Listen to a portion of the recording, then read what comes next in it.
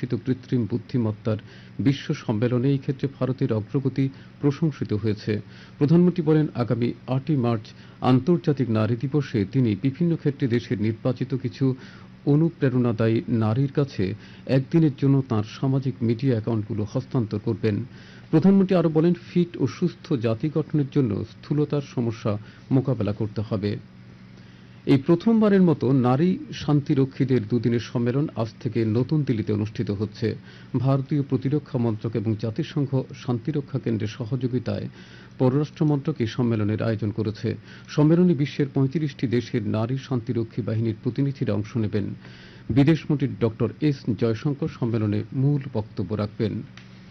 প্রধানমন্ত্রী নরেন্দ্র মোদী বলেছেন, সবার জন্য স্বাস্থ্য তাঁর সরকারের সংকল্পের অন্যতম প্রধান স্তম্ভ। প্রধানমন্ত্রী গতকাল মধ্যপ্রদেশের ছতরপুর জেলার বাগেশ্বর ধাম মেডিকেল অ্যান্ড সায়েন্স রিসার্চ ইনস্টিটিউটের ভিত্তিপ্রস্তর স্থাপন করে কথা বলেন। তিনি জানান, ক্যান্সার প্রতিরোধে এবারের বাজেটে অনেক ঘোষণা করা হয়েছে। প্রধানমন্ত্রী বলেন, ক্যান্সারের ওষুধের দাম কমানো হবে এবং আগামী 3 বছরের মধ্যে দেশের প্রতিটি জেলায় ক্যান্সার ডে কেয়ার সেন্টার খোলা হবে। রাষ্ট্রপতি দ্রৌপদী মুর্মু স্বামী দয়ানন্দ সরস্বতীর জন্মশতবার্ষিকীতে শ্রদ্ধা জানিয়েছেন। গতকাল সামাজিক মাধ্যমে এক বার্তায় রাষ্ট্রপতি বলেছেন, স্বামী দয়ানন্দ সরস্বতী পরিচালিত শিক্ষা এবং সমাজ সংস্কার কর্মসূচি সমাজে ইতিবাচক পরিবর্তন আনতে গুরুত্বপূর্ণ ভূমিকা পালন করেছে।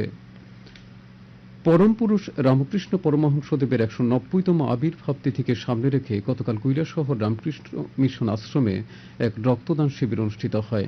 শিবিরে 9 জন মহিলা সহ মোট 64 জন স্বেচ্ছায় রক্তদান করেন।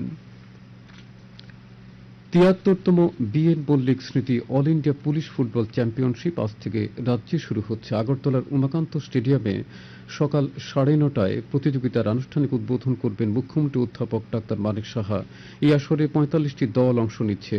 উদ্বোধনী ম্যাচে গতবারের চ্যাম্পিয়ন মিজোরাম উত্তরপ্রদেশের মুখোমুখি হচ্ছে। এদিকে টিসিএ পরিচালিত রাজ্যভিত্তিক অনূর্ধ্ব 13 বছরের ক্রিকেট প্রতিযোগিতায় গতকাল 5টি খেলা অনুষ্ঠিত হয়।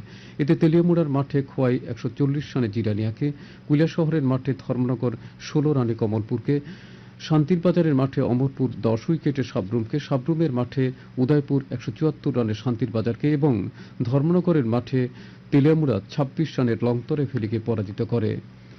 আজকের আকাশ আংশিক মেঘাচ্ছন্ন থাকবে। রাজ্যের কিছু কিছু জায়গায় বজ্রবিদ্যুৎ সহ বৃষ্টিপাতের সম্ভাবনা রয়েছে।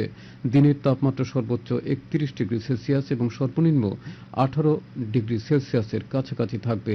আজ ভোরের সর্বনিম্ন তাপমাত্রা ছিল 17 ডিগ্রি সেলসিয়াস।